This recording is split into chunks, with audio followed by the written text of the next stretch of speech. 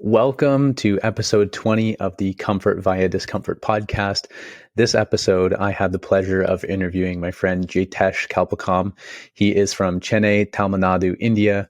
He is an actor, a director, and an entrepreneur.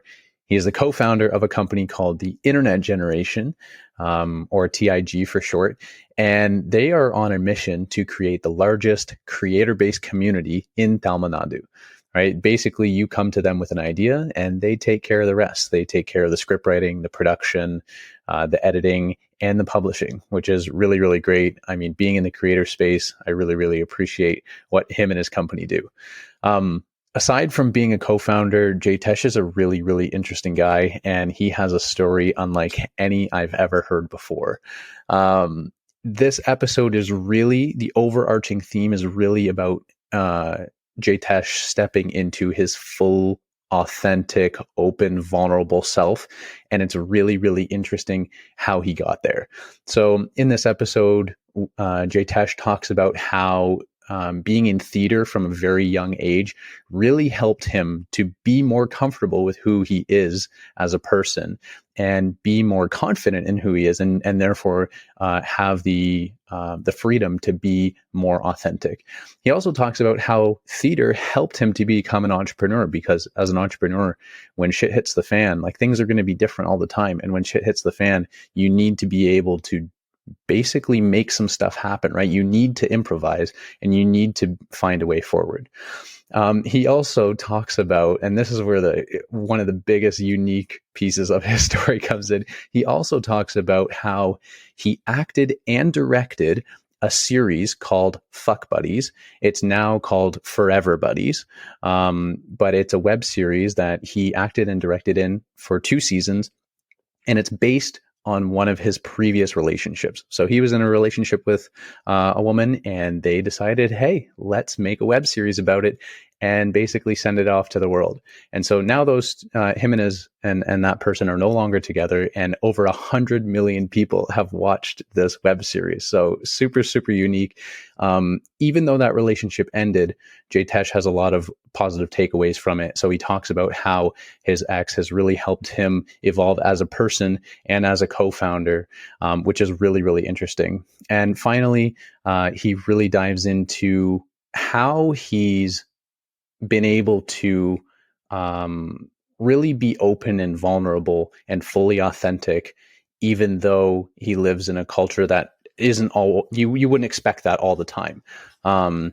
There's still very much a stigma around it. He talks about how a lot of times in Indian culture, the kids and the parents don't have a really strong emotional connection, because the kid, the child is basically being one person at home and one person away from home. And as soon as that child is on social media, they are trying to block their friends, or trying to block their parents and their relatives from seeing anything on social media, so that they can live this separate sort of life.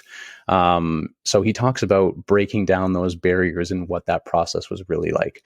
So I had so much fun interviewing Jaytesh. You can see in the episode that we connect so deeply and so quickly. So I definitely learned a lot about Jaytesh, and I have a few key takeaways that I'm going to implement in your life, or in my life. So I hope you're ready, and I hope you enjoy the episode.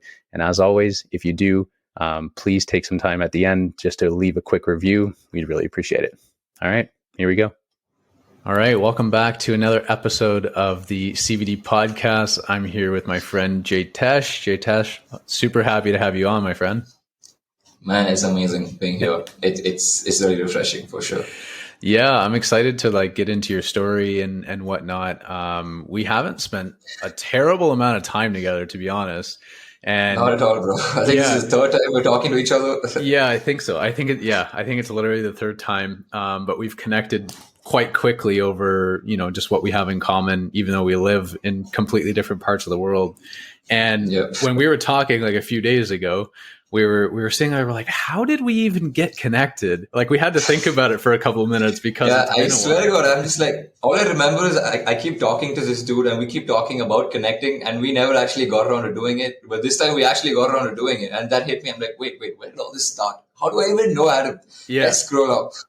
Yeah, and then you scrolled up all the way and you're like, Shushma? And I was like, oh my goodness. Yeah, like when I was doing my master's program, I started like the Comfort via Discomfort Club where, 6 years ago? 6 years no, ago? no, Yeah. not that long ago. It was 4 years ago.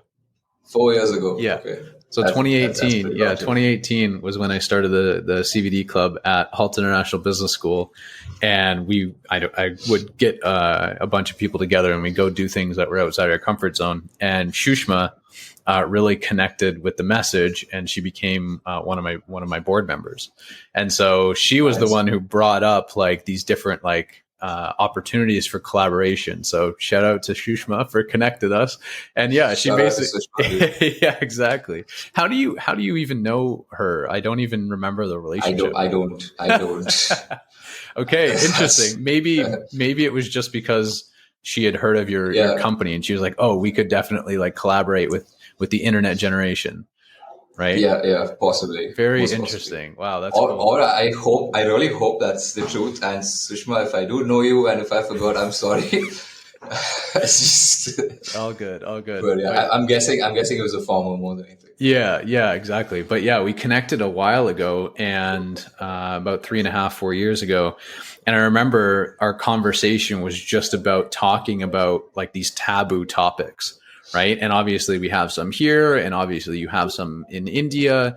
Some of them are the same, some of them are different. And we talked, I think, for like an hour and a half about this topic. And almost tried to figure out how we could collaborate, like Comfort via Discomfort and your company, the internet generation. And like you said, it didn't really pan out at that time. And now we reconnected after so long. And 3 days after we reconnected, it's like, yeah, let's do a podcast together. I swear, when we were talking the last time, and I was in such a mood, I'm like, heck, let's do a podcast right now. Just hit record, bro. And then that's when Adam had to be the voice of reason. He's like, no, bro. I don't do like 10-minute podcasts. I like to dive deep. I do like to dive deep. I like the spontaneous podcast, not going to lie. I do like doing that every now and then. At that particular time, I think it was on Tuesday, like my wife and I are literally like moving out of state in like 4 days. And I was like, we're literally like, this is one of the only days where we have both of us all day together to pack. So I can't talk for like an hour and a half as much as I want to. I just can't do it right now. So we rescheduled it for today, but here we are. So super happy to have you on, get into your story and whatnot. So why don't, woohoo! Yeah, exactly. So why don't we start off? Why don't you just give a little bit of an introduction of who you are as a person, and then talk a little bit about what you do, like your company and whatnot, and then we'll go from there. We'll dive into a few of the different topics that we have. All right. I guess to start off with that question, it might explain a little bit of who I am. I am incredibly uncomfortable answering that question because I'm a little insecure about talking about myself. I always have this fear in the back of my head where if I'm telling, something about myself, there's always that one dude in the back of the room going, oh, no, you're not that. Shut the fuck up. And I'm like, I thought I was that. But okay, cool. If you disagree, I guess. But then over time, I guess I've learned to not really care about that opinion because that's just one more opinion in the room. And, it's in accordance to my opinion, and that matters too. So I guess I've grown out of it. So putting that aside, about me in general, from a professional standpoint, I'm an actor. That's what I love. That's where my entire soul starts off. I started acting from the age of 1 when I was a flower in the school play. I think that's how we all started. Wait, you were 1 year old and you were a flower? I was in my first standard. So first standard here is it the first grade there? I'm not sure. I was 6 years old. Okay, sorry. I thought you said you were 1. I was like, man, you were the cutest little flower ever. At 6. Okay, gotcha. I was still a cute flower at 6. Gotcha. Okay, so 6 years old. Yeah. So it started off there, and I've been frequenting the stage ever since then. I did another play the next year, like second standard, third standard, fourth, fifth, sixth, seventh, and before I knew it, I just kept doing it, and it turns out that it was something that I really liked doing. And then I stepped into college, and I bumped into the theater group there, and that really shaped a huge part of my college persona, the college experience that I had. And I really am hugely indebted to my college drama group because that gave me a lot of amazing experiences, perspectives, people, connections, all of that was given to me by theater, which is why if I meet anybody and if I have to like advocate theater, I wouldn't stop at all. I'd say, please go for it. It breaks you down. It throws you out, and you drop so many inhibitions, and you just feel like being so much more about yourself. You stop worrying so much. You just are. So yeah, that was the theater side of me, and that eventually leaked into my career as well. And so I got into acting, and I also got into direction.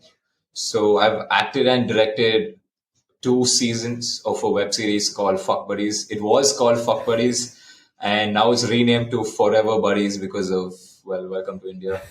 So and which I'm sure we'll get into. Yeah, we'll get into for sure. Yeah. Yeah, this is a topic that we'll be getting into as well. Like I remember, because the series was kind of based around, it was scripted around my love life. You know, it was me and my ex-girlfriend. One day we just like, hey, we had a pretty interesting way of how we got together. Let's just use it as the basis of our series. And we wrote out an entire bunch of episodes, and we went ahead, shot it, and it became a web series, which was viewed nationwide. Wow, that's like around 100 million people. That's really interesting. So wait a second. So you and your ex-girlfriend, after your relationship was already over, you guys sat down. No, this is during. Okay. No, this is all during. Gotcha. Yeah, it was in those days. We're like, la la la la. This is gonna last forever, guys. Hey, this is our story for the entire world to see. Isn't that amazing?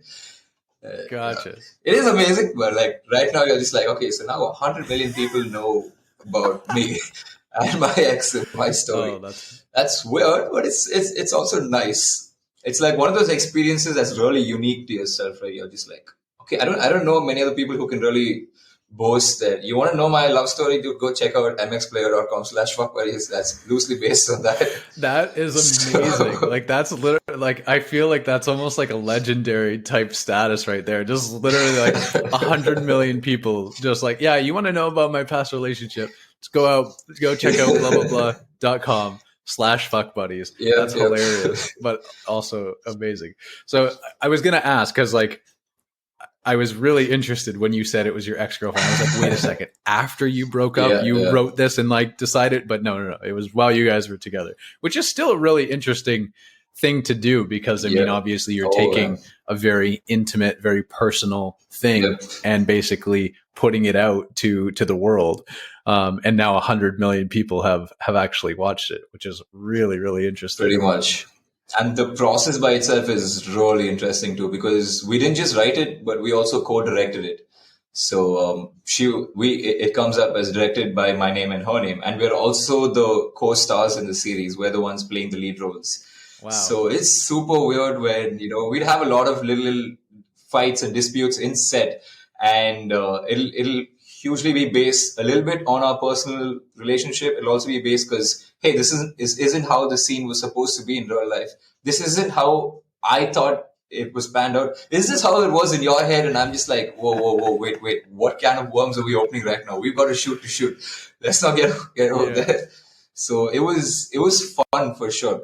And it was really I learned a lot, because I learned so much more about my partner through that process. So, keeping the series aside for a relationship, it was a whole different, like, whoa, okay, this is nice. This is a one way to get to know your partner, and it's not an easy way. Yeah. It's entertaining to say the least. Yeah, no kidding. Absolutely. I've never heard anybody with this story before, so super happy that you're mentioning it, because that's like, I don't know how many people do have a story like that where 100 million people have seen their relationship. I mean, outside of maybe some Hollywood actors or something like that. Brangelina, I see you. Exactly. But it's really interesting that you mentioned theater, and you mentioned how it really sort of helps you in life and trying to understand like who you are and whatnot. And because it was the Comfort via Discomfort Club that me and you originally connected around. I'll just quickly mention this. We actually had like one of our events was like an improvisation class, where we had like one of our professors or something taught improv, and so he was running this. And we had, I don't know, 20 or 25 people, and we were just doing a bunch of different activities. It was so much fun. Like, there were people that were so nervous at first, but then to like see how creative people were and to see how Yeah. people could like really keep themselves together and not laugh like after a couple rounds of doing it. Like it was just really cool, and people like really got into their element, and it was a really interesting Yeah. experience. It was something that was very, It's really beautiful too, yeah. when you see people, like you had mentioned at first, they're really nervous. They're like, oh no, can I do this? Can I not do this? Is this a safe space? But then over time, you see them eventually break down and become this whole new person. And you're just like, whoa, where was this person all this while? This is beautiful. This is why we do improv. And that's another thing that I'd recommend to people as well. Go do improv. It throws you out there. It lets you explore so many sides of yourself you never knew existed.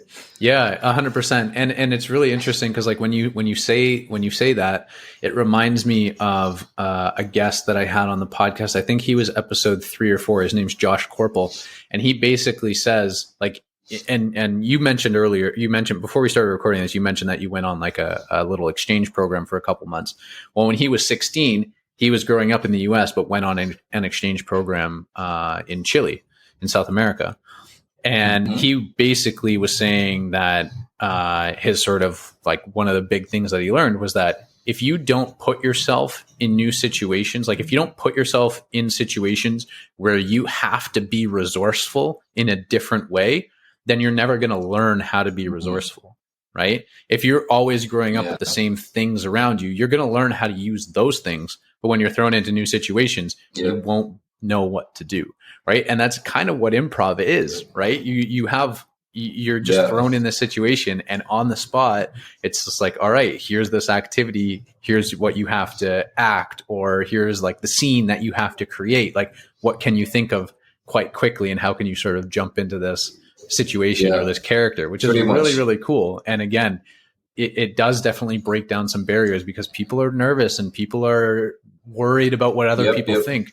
But especially like the whole point of the CVD club was to create this little community where it's okay not to be good at something. It's okay to be a beginner. It's okay to look silly and to not know what you're doing, because it's it's about the process of like getting through that. It's not about being good at it, right? And so when you have it's like DiCaprio says in that film, Don't Look Up. There's this one dialogue where he's just so vexed. He's like, can we just talk? Can we just say things? It doesn't always have to sound witty or funny or intellectual.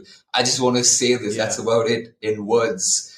So a lot of people really need to understand and imbibe that as well. My wife and I just watched that movie a couple weeks ago, and we were like, wow, like there were so many just relevant things in that movie where it's just like shit. And that was one of them. It's just like because the news anchors or whatever in that movie were basically like, we like to make the bad things sound good too. And he was like, are you kidding me? Like, do you not understand? Like, we're going to die. And they're like, no. No, really, really interesting. So tell me a little bit more about theater and how it's helped you, and how is that led you to be like this founder or owner of the internet generation, this company? How did those things coexist, or how did they link up? I don't know how they really linked up. I haven't really given it a thought. I really don't give a lot of things in my life a thought. I just wing it and go along the flow. But I definitely can say that theater has taught a lot, because there are a lot of experiences that theater gives you. There's something that people say in theater: there is no drug, no substance in the world that can give you the same high that you get when you're on stage and when you get a reaction from the audience. Right? So that feeling that you get, you taste it once and you're like, okay, I'm chasing this high, man. So that's what kept bringing me back on stage. And, somehow or the other, I managed to keep that feeling going. And that's what led me to realize that telling stories is the most integral part of human culture. I think right from time immemorial, the only thing that has stuck through is the ability to tell a story. Because no matter what, we may be productive, we may build stuff, we may do a lot of great things, but people always want to listen to stories and tell 100%. Stories. And that's about the point of creation. You just want to express, right? So that's kind of where it came about to us, and that, okay, I want to be in the space of creating content, because I was doing that for another company, and I was like, hey, this is something that comes naturally to us. Of course, the ways of how we go about it is really annoying, like the technicalities. Like how we were setting up this podcast before this, I had to use my mic and then we use speakers and I'm like, screw it, I put on headphones. A lot of people lose out a lot of patience in this process because one, they don't have the knowledge, but they're not equipped, and two, they don't have the patience to sit through and actually see through the craft of it to get to the art of it. So that's what we learned for the good 6 years while we were building this company. We've been bootstrapping the past 6 years. We didn't get funding. We didn't even reach out for funding because we realized that, okay, there is a lot for us to learn too. We know that there are going to be a lot of mistakes, a lot of fuck ups, and there were a lot of them. And it's a good thing that we made those mistakes on our own comfort zone, on our own time, and not really spending investor money on that and wasting expenses. So that kind of shaped a lot of our learning. And if you ask me how theater helped out in this, improv is the best way. In theater, when you're on stage, you're on your own, man. There is no retake. If something fucks up, it fucked up. Now, how are you going to pick that fuck up and turn it into something entertaining, or how are you just going to turn it into something and move forward with it? If you're walking along and your co-actor forgot his dialogue and that changes the entire scene, you're just like, all right, this is what the scene is now. Where do we go from here? And that kind of, it teaches you a lot in life too, especially in a scenario like on set. And that's a huge part of my job, being a director on set. You will face the most. You cannot process the kind of fuck-ups that will be delivered to you. You may go 1000% prepared, and then God will just be like, here's a little nugget, deal with this one. So true. Yeah. It'll be something as small. Yeah, this was one of the weirdest situations that delayed our shoot for a good 2 hours. And 2 hours of shoot time is a lot of money. You just cannot afford to waste that. And the situation was as simple as we did not have a piece of thread. Like my co-actress, she was wearing a dress, and so it's called Fuck Buddies, and the scenes tend to get a little intimate and a little, intense. So while we were doing it, a part of her dress ripped here, and we had to stitch it back, but we did not have a thread of the same color of her dress, and it was all close-up shots, so we couldn't use any other color and match it. And that's when we realized on set, holy shit, none of us have this thread, and we couldn't really find it anywhere nearby. So one of the ADs had to travel to like a place around 4 to 5 kilometers away and procure the thread and bring it back. Until then, everyone set is just like, oh, fuck, we can't do anything. What do we do? Yeah. What do we do? We can't shoot anything else because nothing else is set up. So at that situation, the best thing that you could do is, okay, you're the director and you have this situation. The next scene, you have like actors who have to go. So let's just improv with them. So we went aside and we sat and we built on various scenarios. We did some rehearsals, and we actually landed quite a few new jokes, a lot of new scenarios that landed right in that moment. And that's kind of what improv teaches you. That, okay, there is a fuck up. How are you going to deal with it? Rather than just give up, throw up your hands and be like, oh man, okay, this was not planned. No one told me this is not a part of my job description, so I'm not dealing with this. You've mentioned so many important things here that I want to touch on. I want to dig deeper into. But before I do that, so you said that your company, the Internet Generation, is all about content creation. But like, what specifically do you do? Do you want to give like a quick little description about that before I ask some questions? Yeah. So we explored all kinds of content in the past 6 years. We started off with making short form content. We were making YouTube videos. We were making content for other channels. Before I started off the company, I used to work at another company, and I started a YouTube channel called Paracetamol Paniyaram. And it was the third YouTube channel ever in that genre, in Tamil. Like, where we're from in India, I'm from a state called Tamil Nadu. And in India, each state is represented by a language, and it's like its own little country. India is like a little Europe, bro. That's what I realized after my Europe trip. I'm like, holy shit, guys, it's very similar. All the states here are the countries there.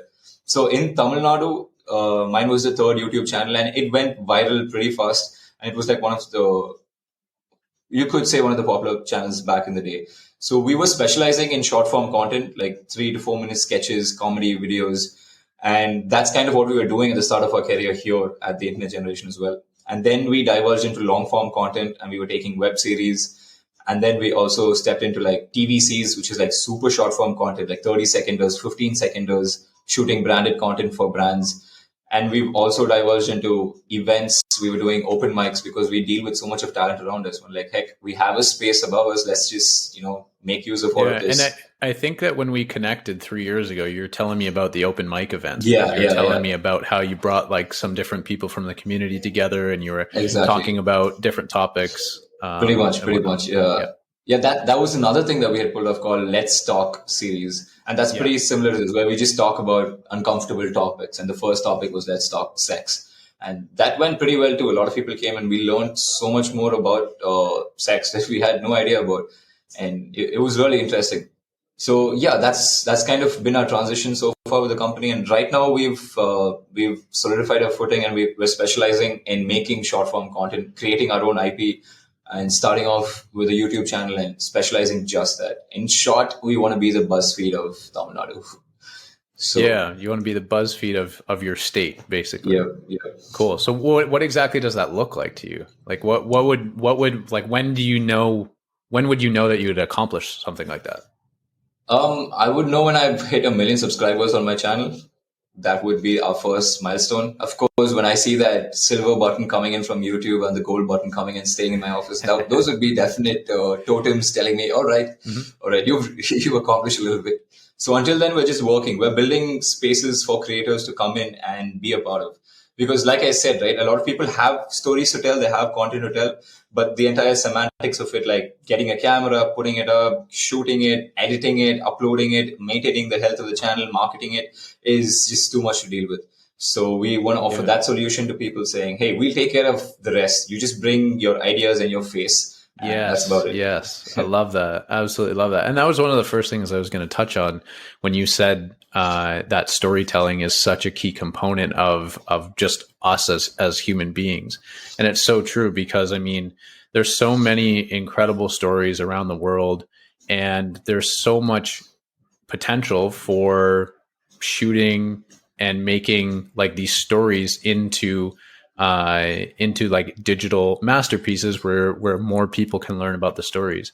And that's actually like one of the big reasons I started the podcast, was to, you know, get people from around the world to tell their stories of how they've embraced discomfort and vulnerability, so that other people can see all of the different ways that this can be done. Because a lot of times we feel alone. A lot of times we feel like, you know, we're the only one with problems, or we're the only one that's struggling with something.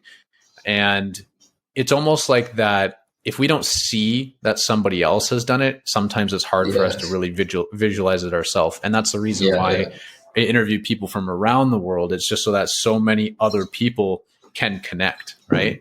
Can connect to one or two or three of the guests, right? Because if I just talked about my experiences, only so many people are going to be able to relate. So it's amazing to have somebody like you and other people join, you know, this mission where we're just telling our stories, and we're being able to communicate to other people that we're not alone, and we share, you know, the different experiences that we've been through, so that other people are inspired or motivated to be courageous in their own lives and basically go after what they really want in life. Because I think there's two things that are like such a tragedy in life. One of them is living inauthentically. So like, you know, acting as somebody else, like not feeling comfortable or courageous enough to be 100% yourself. Right.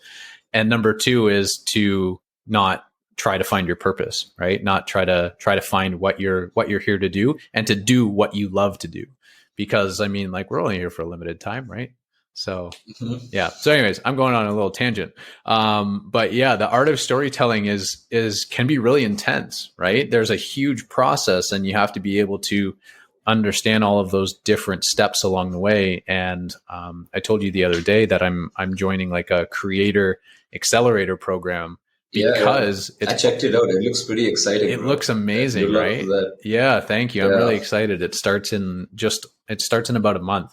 And it's all about like the art of storytelling, going from like writing a script all the way to going through and actually editing the videos, and how to grow different channels on different platforms. So really, really excited for that. And I'm excited for you guys to offer that to other people, because it's an intense process. Like people that aren't creators, they just don't see it behind the scenes, like how long it takes, and how many little tiny details or steps that there are, which is really, really interesting. The other thing that you mentioned that was really interesting was how improv has really helped you with business, because you said that you've pivoted so many different times, and like the skill that you've developed through like improv has been able to be flexible. Like you said, like it doesn't matter if you plan 1,000%, right? It's like one of my ex bosses used to say this, and I think about this all the time. He said that you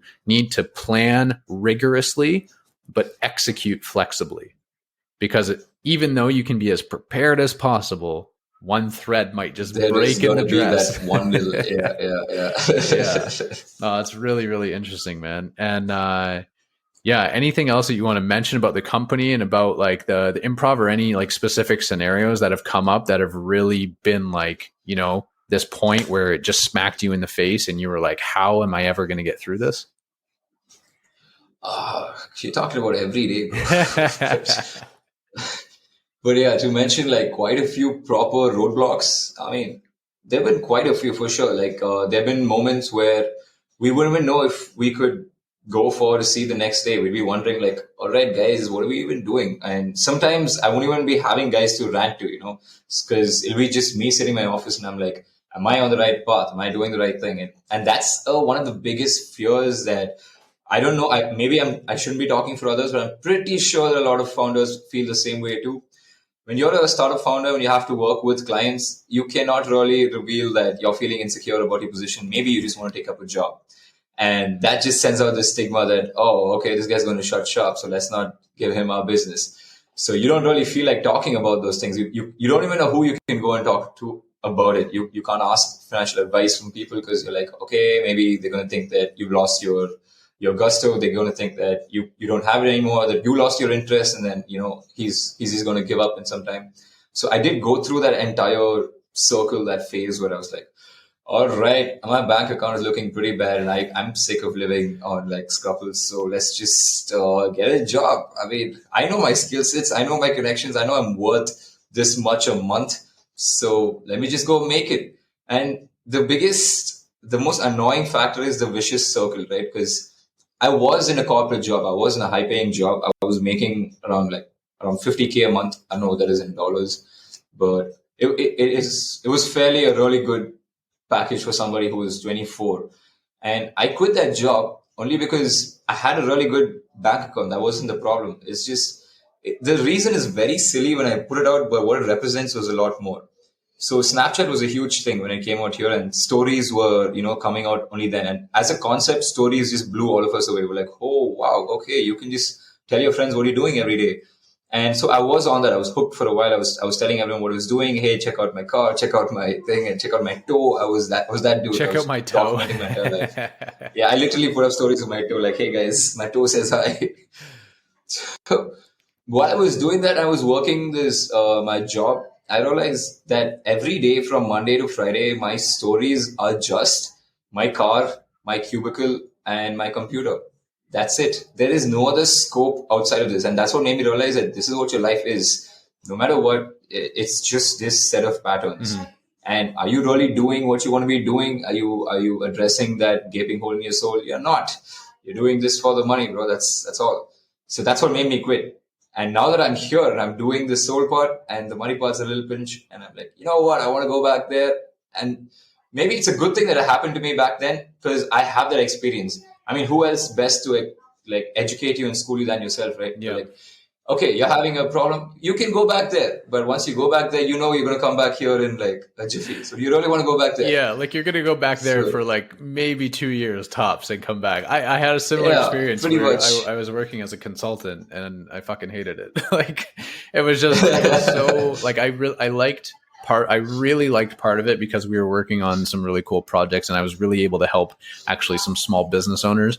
And I was working with a lot of students, and I love working with younger people to try and make their experience a little bit better and to help them find what they love to do. So I love those aspects of it, but it was 12 to 14 hour days and it was just a toxic environment. And, we just got belittled on a regular basis and we never got recognized for the work that we were doing. And I don't need to be praised every other day, but like when you do a project and you do good work, man, like a little bit of recognition would be really important. Give credit where it's due about that. Yeah, right. And so just the criticism and the constant belittlement of like, this is never good enough and all that stuff, it really just shut me down.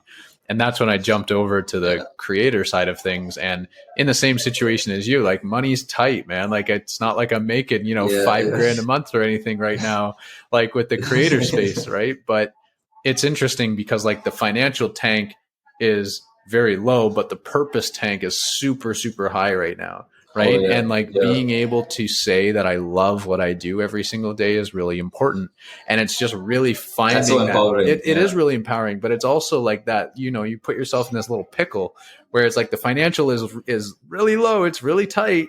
So like, do I go back and take like this corporate job for even a couple months and then come back? And I just think to myself all the time, like, when I was in that company, there were people that were in the company for like 6 years saying like, dude, I've tried to leave 7 times. And I was like, I can't do this. I can't, I do not want to get stuck in this because like my purpose is not living to get a paycheck and, make sure that I'm, making this amount of money. Yeah, exactly. I want to find what I really love to do. So it's a really interesting, and eventually these will even out. Like financial tank will bump up sooner or later, right? It will. I mean, it's never going to go all the way there. It'll give you enough, like, here you go. You can sustain with this. Now you can survive for a few days. You're going to get back here, but this will keep you shut for a while. Just go. Yeah, it's so interesting. And I love that you bring that up because it's a really important topic. So talking a lot about your company and improv and whatnot. And you mentioned like the relationship earlier, like working with somebody that you were dating. So you want to take me through like a little bit of like what that was like. And I know that you also said before the recording that you guys kind of went through a bad breakup, and this was really a point where you were like, wait, what am I supposed to do? Like, am I supposed to continue with this company, or what am I supposed to do? So I'd love to hear more about that because that's super interesting. Interesting thing. So luckily it wasn't a company that we had started together. If it was one of those scenes, then I think I would have most probably just shut it because there was too much of bad blood to have dealt with, and I wouldn't have been able to really deal with the entire scene after that. So I had started the company with a few friends of mine, and around, I think, a year into the company, I met her, and then we really hit things off, and we were working together day in, day out, and slowly she also moved in, and we started staying together, and she was a huge part of the company as well. So, of course, the company did take a whole different direction because of her influence as well. And there's no good way, bad way. It was a way, and it was definitely good if you ask me. We had a lot more different perspective. We had so much more to look into life, a lot more avenues that we could explore. Like you were saying, right? We couldn't be stagnant, and that's something that she really took care of. She was someone who just could not be okay with the status quo, could not be okay with the way things are. There's always something new, something different that happens. And that really affected, that really flowed through to the entire company as well. And that's probably how it was perceived to the entire world. So that was a huge part of the learning that I had picked up from her, which is sort of something I'm trying to keep going in the company culture right now. So we're trying to do something different every day. We're trying to be really fluid, not really stick to one thing. So, which is where this kind of helps out. But coming back to the topic of how it was dealing with that and after the breakup. So, when you run a company together, there's so much of life you just do together, right? And there's so much of personal and professional that gets mixed up, that gets involved. As much as I tried to claim, I'm like, okay, when I'm professional, I'm professional. I don't give a fuck about, any personal lines or barriers. Even if it's my best friend on set and he's fucking up, I'm going to be like, dude, what the fuck are you doing? And I will yell in front of other people. There is no lines that happen there. And I do the same with my partner as well. But then it doesn't really fly well because you kind of are in a relationship with this person. You still do love this person. As much as you try to detach at that scenario, you're not really detaching, brother. It's still, there's a lot of residual memories that are taken back. And when you go back in bed with this person, all of that energy is still left stagnant. You have to deal with it. You can't just, ignore it. Yeah, you can't just ignore it. You can't just push it to the side. Exactly. Or else it's just going to become this bigger and bigger problem. Like you have to have those sort of uncomfortable conversations. Pretty much. And we've been having a lot of those uncomfortable conversations. And the funniest part is we continue to have them till date, even after we've broken up, kind of on our stories on Instagram. One of those couples that talk to each other on their stories by addressing the public. That kind of a scenario happened because Well, okay, this is a whole different topic, but it kind of goes for what we were dealing with. So in set, even though we both were directing together, there was always this aura of most people, or she really felt like I was dominating on set. I wasn't really taking her opinions into consideration. I was just going for and doing whatever I wanted. From my side, I felt like I was doing justice. I always kept listening to her and listening to all that. But then after the entire thing, I realized that, okay, no, maybe I was being a little dominant. But again, at the same time, when I look at the other side of the perspective, like, money, set, and all that running, I'm like, sometimes someone's got to put their foot down, just take a decision and go with it. I can't spend 15 minutes sitting there and talking out a problem and seeing if everyone's, egos are met and calmed, because people are waiting, time's running, someone's paying you to do this shit, and you can't really waste time then. Mm. So it was in this kind of stage of limbo. I'm like, well, was it right? Was it wrong? And that's when it hit me that most things in life aren't right, aren't wrong. They just are. And you just choose a path and you go with it. And that's when I discovered the power of conviction. That's what drives you the most. You decide something is right and you go with it. If it's actually something that's really wrong and fucked up, you will eventually find out. You yourself. So anyway, I went off tangent there. So that was no. It's really interesting, and I totally agree with you. Like we talked about it before we started recording. Like there's not really a good or bad. It's just a thing. Yeah, it's just exactly. And in the moment, like if you're not making decisions out of with ill intention, right? With trying to do harm to somebody. Like if you're trying to make a legitimate, thoughtful decision and you make it, and then it's the wrong thing. It's like, okay. Well, shit. Now I learned. Exactly. Like we were talking about even with the podcast recording, right? Where I was like, oh yeah, I did everything that I was supposed to do, and the audio still echoed, and I had an entire episode that was basically wasted, and I had to like reach out to support and all this stuff, right? Finally, I was able to get like an audio backup for the one episode that I'm talking about, but now it's like, okay, I take what I learned from that experience and I apply it now. So it's a similar thing, right? Yeah, for sure. Yeah. So, coming back to the topic of how it was dealing with, there's a lot of interpersonal relationships that get affected in a company. And when you're working with your partner, you're also working with a lot of your friends and your colleagues, right? And over time, I've realized that these are all relationships that are equally as important. You cannot do this, okay, she's my partner, so I have to communicate more with her. I have to give her more of my time and energy. And that's something I realized of late, like, no, your colleagues and your co-founders are equally as important. You've got to give them that time and the space as well. And that kind of gets really dicey because there's a lot of people start to assume. They think that, okay, he's with her. So if I go and tell her something, he's going to find out. If I tell him something about her, she's going to find out. And that causes a lot of dissonance within the company. There's not a lot of free speech. There's a lot that goes under the table, and a lot did go under the table. There's a lot that happened that I didn't really know about. And there's a lot of assumptions that were made. And at the end of the breakup, when I'm talking to my friends, I'm like, guys, why don't you just tell me? Like, you just come to me and be like, yo, this is what was happening, you dumbass. Why don't you listen? And they were like, yo, bro, you had your blinders on, man. If we had told you anything, you wouldn't have listened. You were way too deep down that rabbit hole to even look back and listen to us. So yeah, those are definitely pitfalls in this particular scenario when you're working with someone who you're involved with. But of course, I'm not going to deny it is fucking amazing because, you're with someone you love and you're spending so much of your time with them, and you don't have to do this entire balancing act where you're working and then now like, oh fuck, now I got to spend like 1 hour with my girlfriend because I need to spend quality time with her. This is the quality time. You're literally building life together.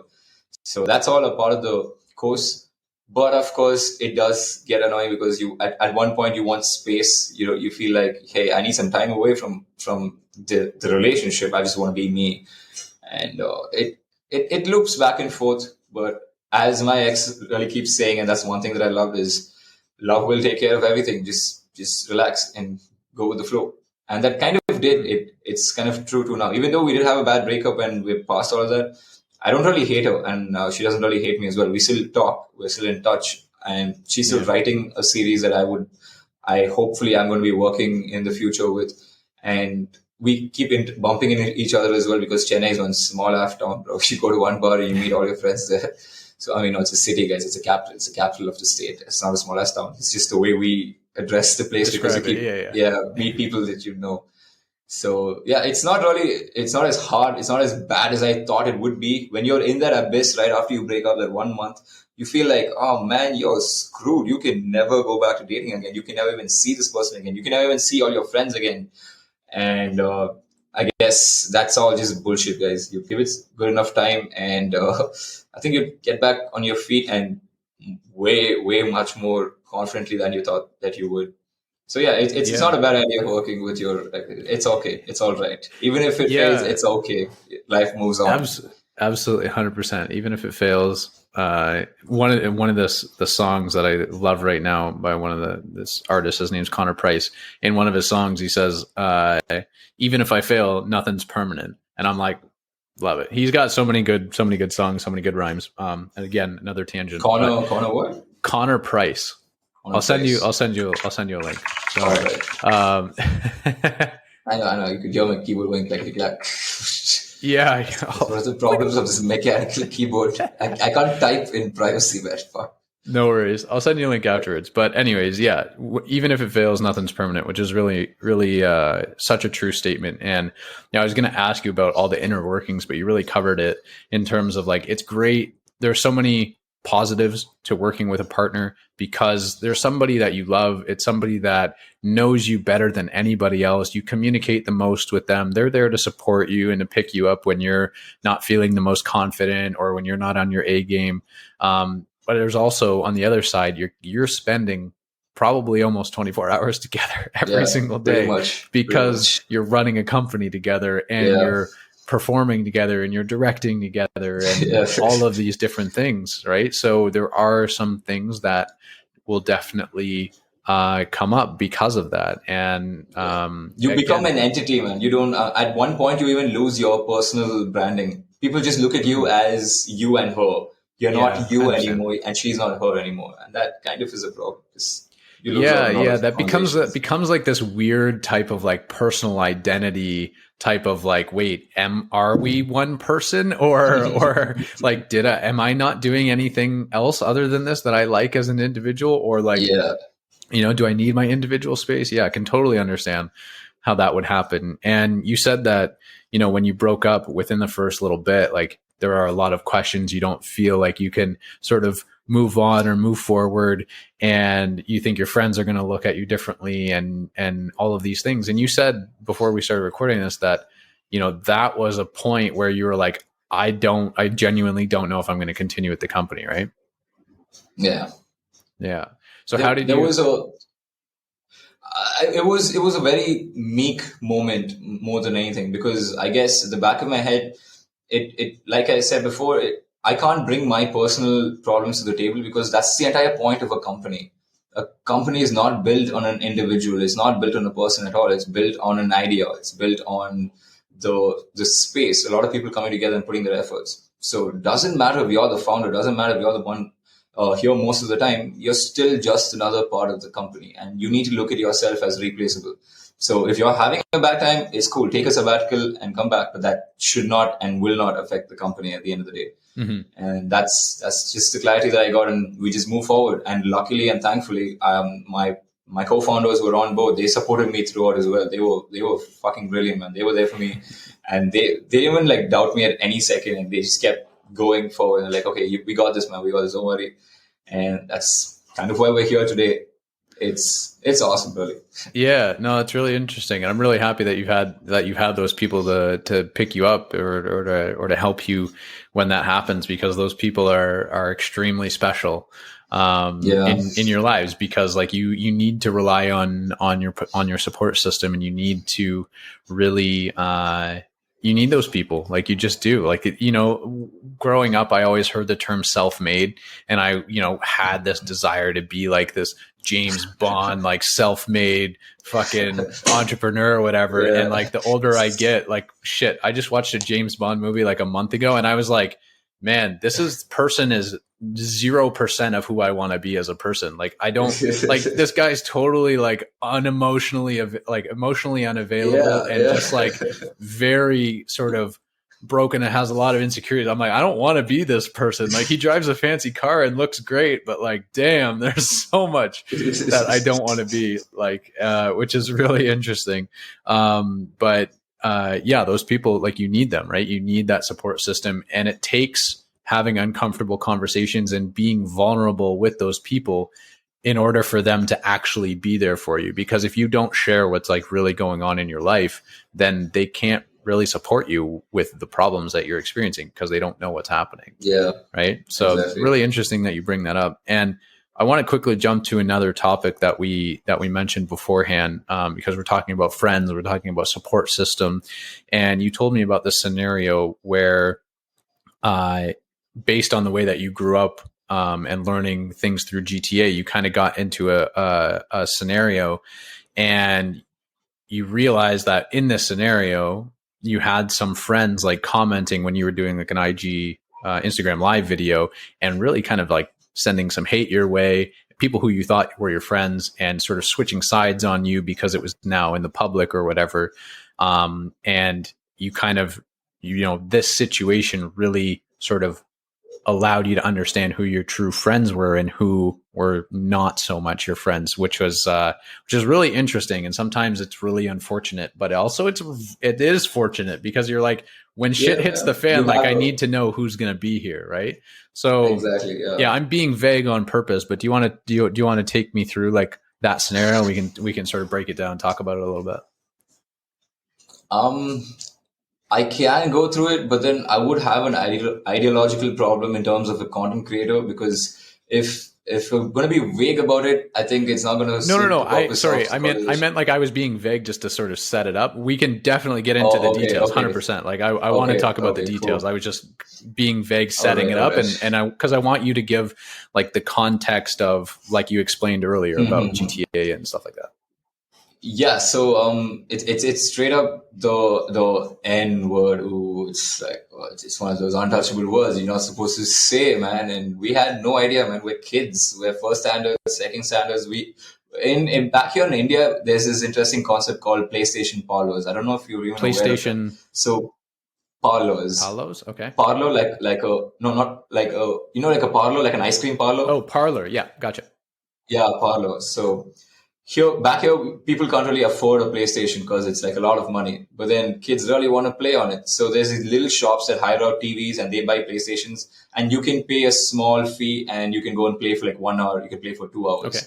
So times like that, GTA was a huge part of this culture, and it was running all over the place. I mean, because it was a game that broke you could do whatever you want. Yeah, and just to be clear, Grand Theft Auto, right? GTA, yeah. Grand Theft Auto, yeah. So yeah, when the game really taught us a lot about American culture, really taught us a lot about, in fact, we learned a lot of English from that game, to be honest. Okay. Games taught me a lot of English, to be. And you started playing this game when you were like, what, 6 years old, 7 years old, you were saying? Yeah, 6, 7, 8, 9 right, years old. Right, and there's a lot of violence, very impressionable games, guns, a lot of violence, for sure. Hookers and swearing and all sorts of things. Everything that you could think of, yeah.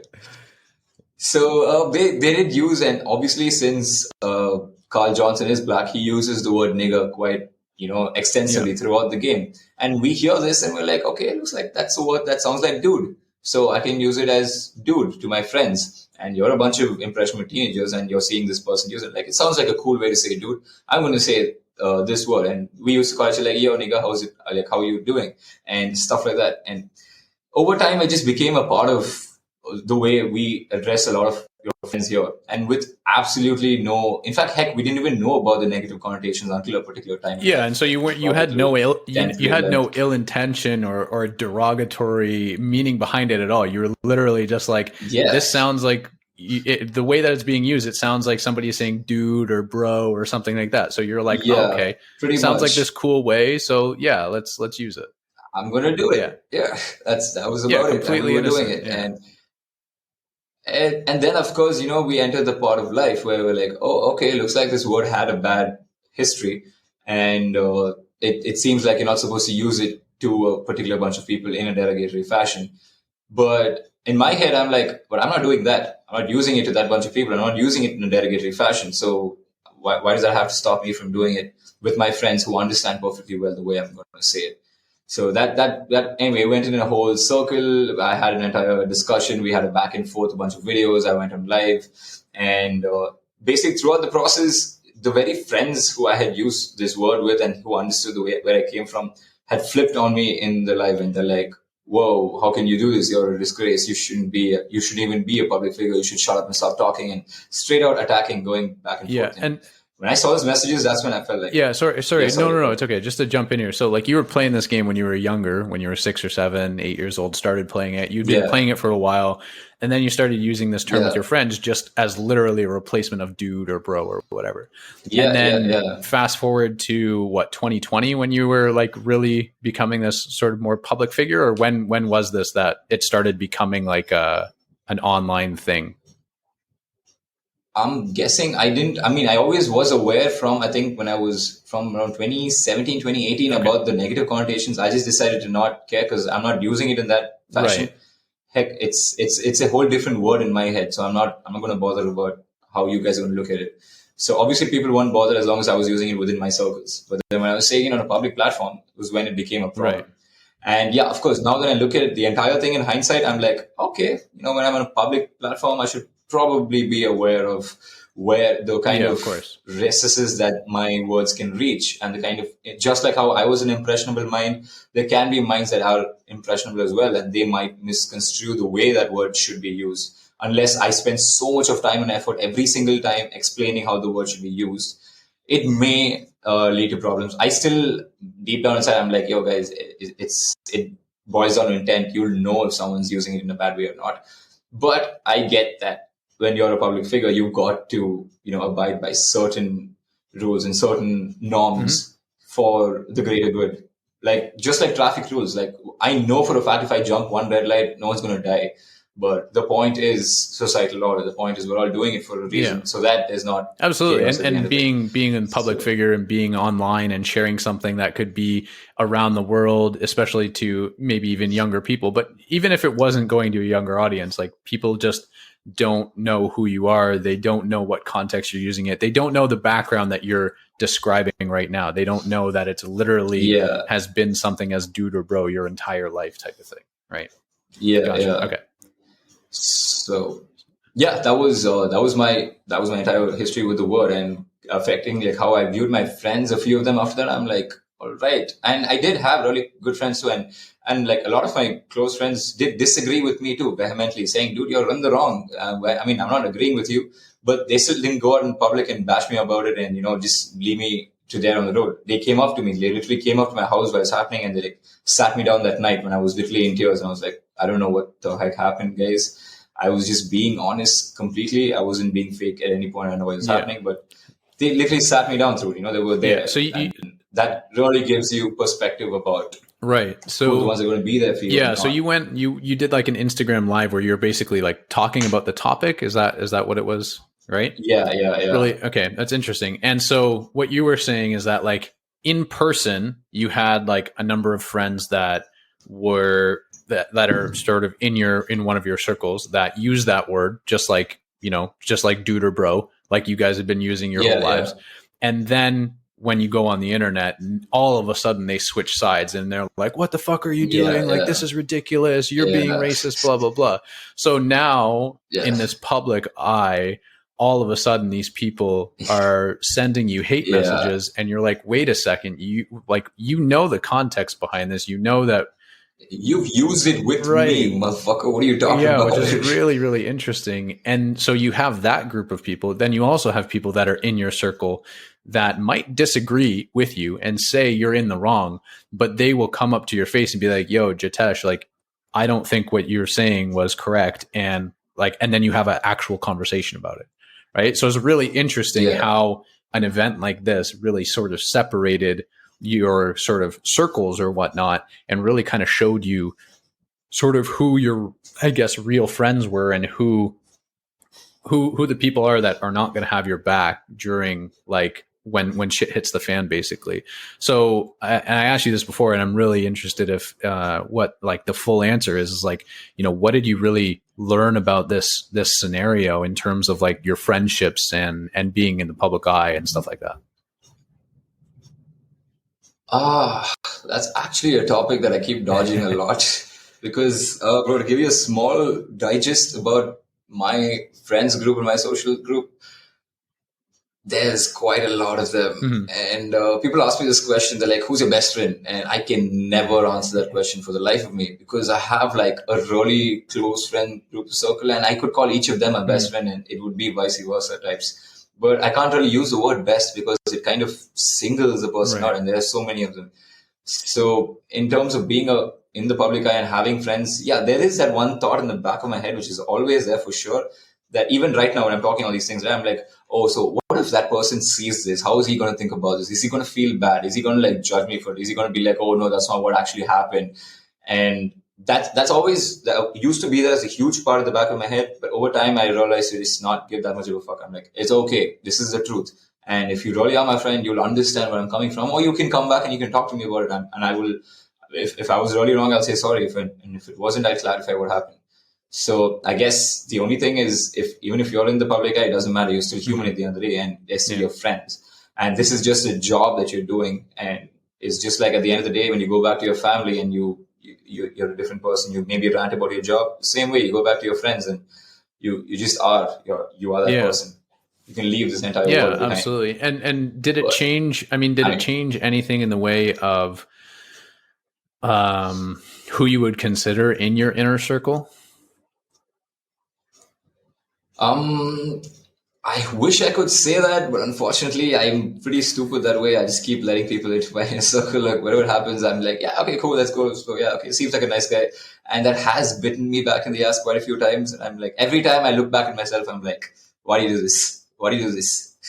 Can you just stop making new friends without even checking? Can you just stop going and being all out there and just really sit back and close in now and then?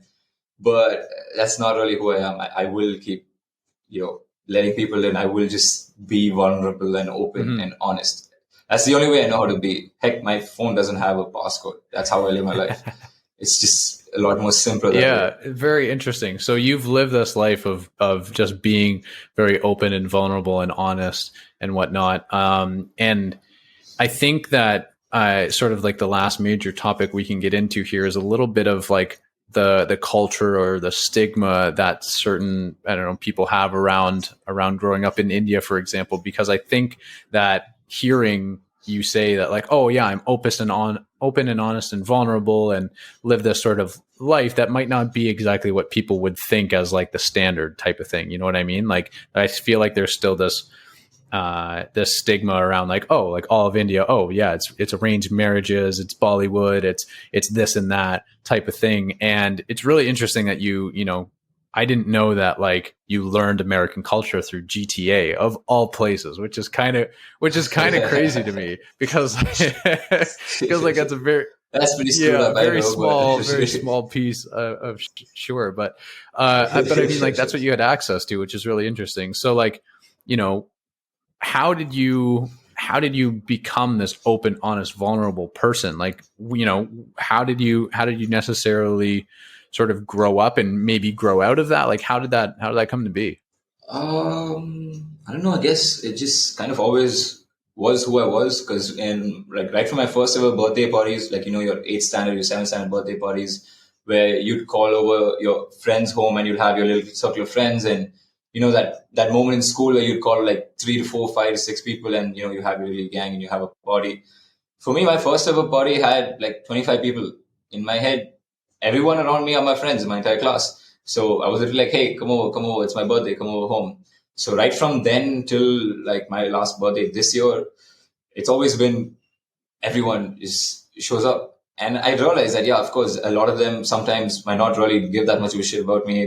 Might not really be my closest friends, but I really don't know how to make that separation. I can't because I feel really bad saying no to somebody. I feel really bad saying, okay, this person is bad. I can't talk to this person. To me, human beings are just human beings. We're all, like I said, there's no good, there's no bad. It's a situation that makes them do bad things.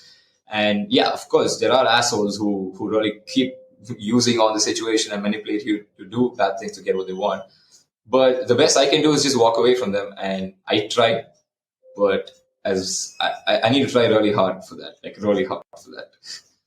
So yeah, I think that's kind of why I am the way I am. It's, yeah, like since you mentioned, growing up in India, and it's for sure, it is definitely a problem here because, compared to America, I have a lot of conversations with my friends from there, and like even my Anglo-Indian friends here who are very close to their parents. In most Indian households, children and parents are not very close emotionally because the kid always has their own private life, and then they have their home/family life. And that home/family life, they're this very, proper, nice, good boy or girl, and or whatever pronoun. I don't know. And then outside of that, when you're with your friends, there's this whole different person, and that always kind of leaks onto social media. So whenever there's Snapchat, Instagram, Facebook, whatever it is, people always are very wary that none of their relatives, none of their parents should see what the photos are that are being put up. So every time there's a new platform, and the death of a platform is devised by a very simple algorithm. The moment the parents join that platform, it's dead. That's it.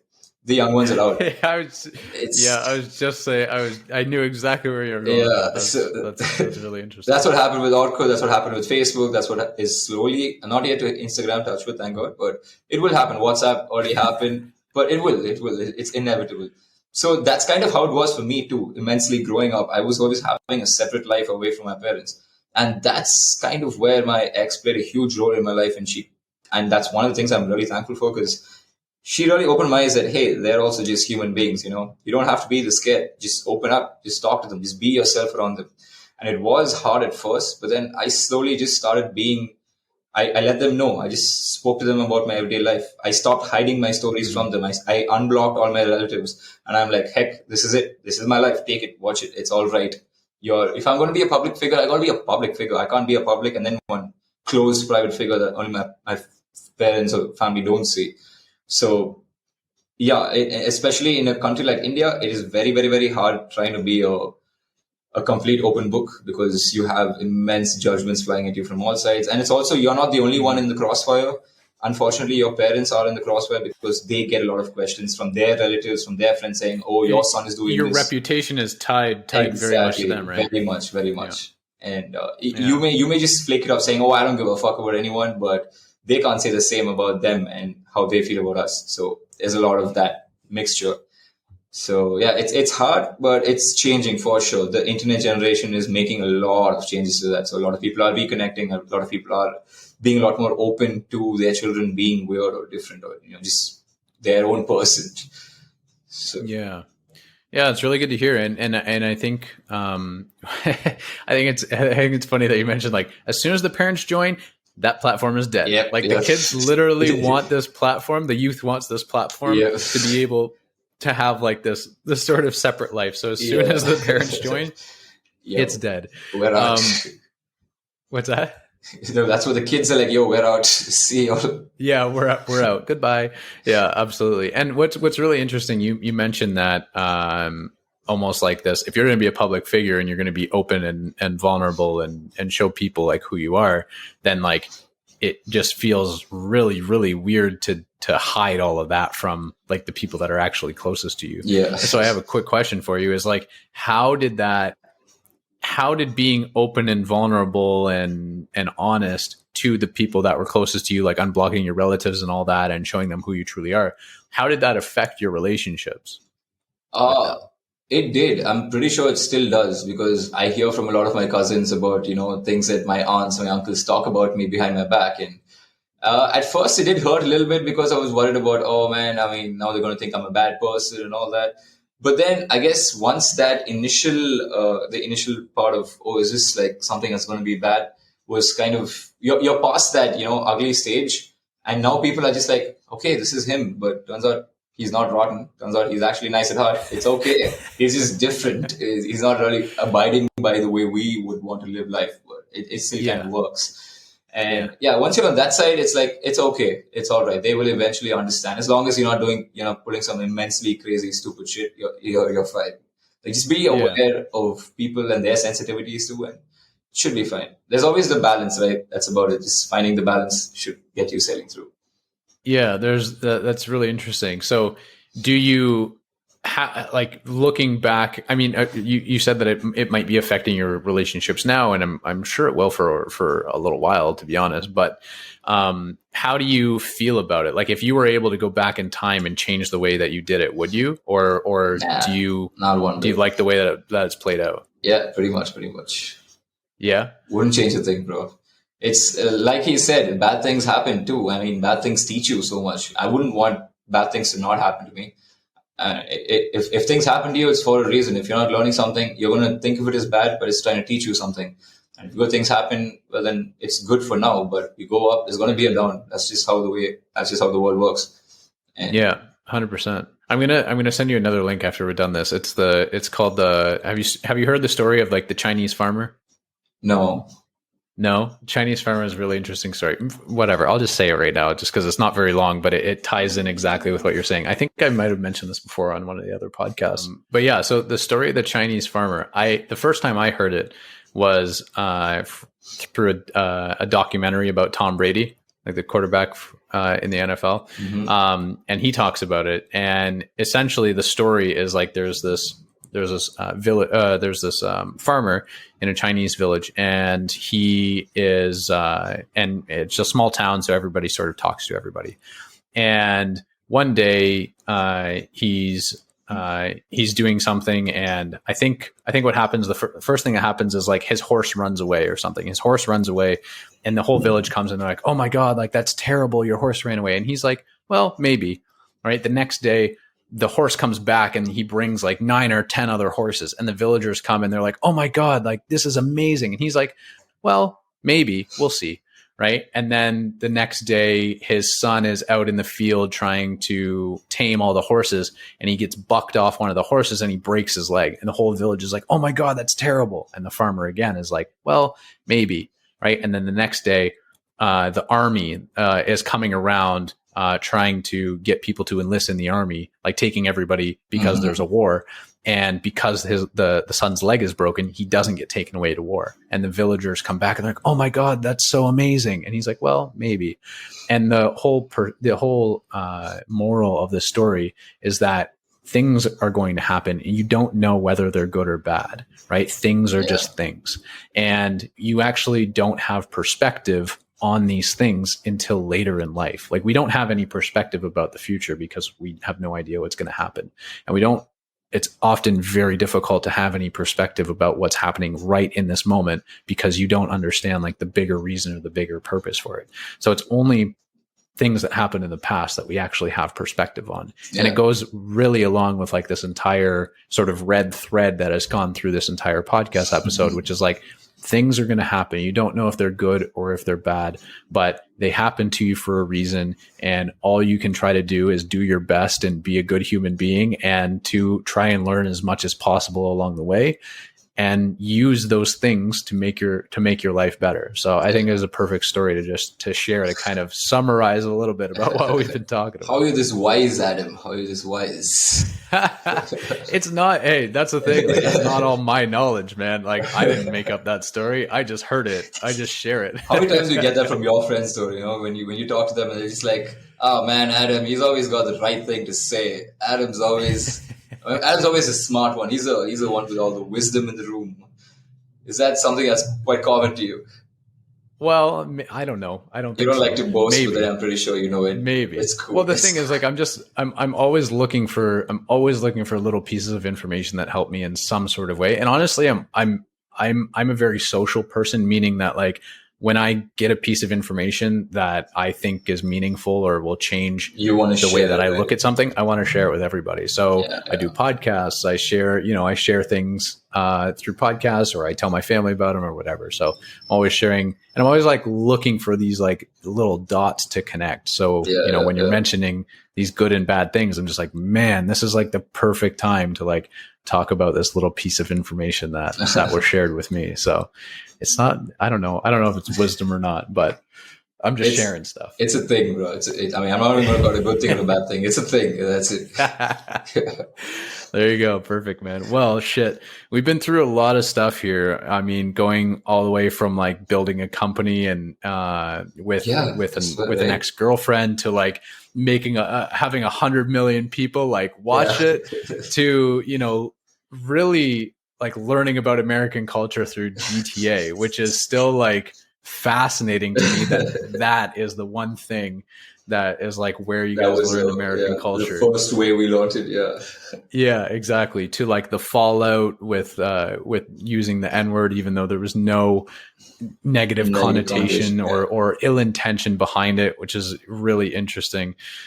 We've been through a lot of different things, and obviously, there's a lot of different uncomfortable moments that you've been through throughout your life. And like you said, you're now this like open, honest, and vulnerable person because like you got to be yourself. Like you got to be 100% like authentic and live your life the way that you want to live it. And so my final question for you is, what piece of advice would you give to somebody who wants to get more out of life?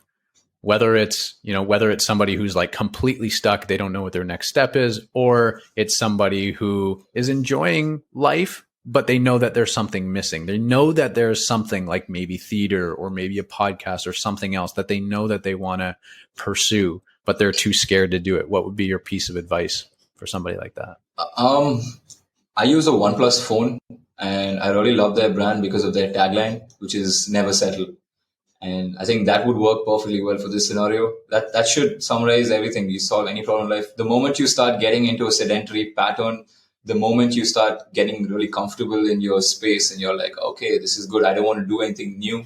That's when you know you're getting rusty and you're getting screwed up. So shake yourself, get up, shake yourself off. And the hardest, the trickiest, and actually the scariest part is how much this actually means. I don't mean just, a lifestyle like a job or shoes. It could actually mean a group of friends. It could actually mean a behavioral pattern. It could actually mean your addiction to a particular drug. It could be so much. I'm not saying don't do drugs. I'm not saying don't smoke. I'm saying don't let it, become a pattern that takes over your life. So, and the same thing can affect a lot of other patterns. Like I have to have my morning coffee. I have to be an accountant. I have to do only this. So the best way is to break away now and then and do different things. And life teaches you by itself.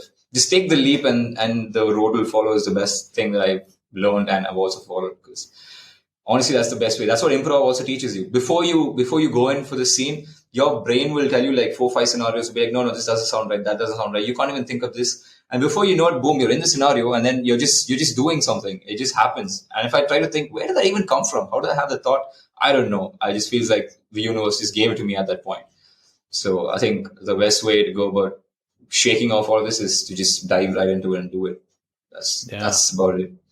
I love that piece of advice. Absolutely love it. And I'll add on just a tiny bit is like the shaking up. Let's say, for example, you want to do a podcast and you want to shake up, you want to get out of this corporate job or whatever. It's not necessarily that like that's the only action that you can take. Like you can shake up your life in so many different aspects. Yeah. You can go, let's say you've never been rock climbing before. Okay, go do rock climbing. Go do something Exactly. that you're not used to, because your body will respond to it and you'll be like, wow, this is actually really cool, right? Go do improv, for example, right? Like doing these little things where you can overcome something and see that you're capable of it can definitely influence the level of courage that you have, and then allow you to take some bigger steps maybe a little bit later on. So it's okay if you're not ready to fully take that leap right this second, right? Shake up your life and really and it can lead to a lot of bigger and better things. Yeah. Yeah. Fuck, man. Love that piece of advice. And I think we're all good, bro. I think we're good. It was an absolute pleasure to have you on and to go through your entire story and talk about all of these different topics. I swear, right? Dude, I thank you for listening to my story, dude. I think that's something that a lot of people yearn. They have stories to tell and there's no one really to listen. And I'm just like, as I'm talking, I'm like, why am I saying all this? Who gives a shit? And I'm looking at the screen. I'm like, okay, wait, he gives a shit. I'm just going to talk to him. So this was fun. This was really nice. I learned a lot through this process as well. And I feel like I learned a lot about you too through this one particular podcast. I don't know, like we met through the screen 3 times, and it's a really good communication. And and building exercise for trust, for even relationships or whatever. It's nice. I think I want to do this on a regular basis with other people as well. Thanks for pushing me. Dude, it's a lot of fun. edge. I love doing the podcast, and like as much as you say you're learning about me, I'm learning so much about you, and I learned so much about all of the guests that I have on. Even if I know somebody pretty well, there are things that come up where I'm like, whoa, let's dig into this. Like, let's talk about it. And I mean, that kind of goes into like the social stigma that we have, that like sometimes topics in public are off limits. But when I'm sitting here talking with you, it feels like it's a one-on-one conversation. I mean, it will be public very shortly. But let's not think about that. Yeah.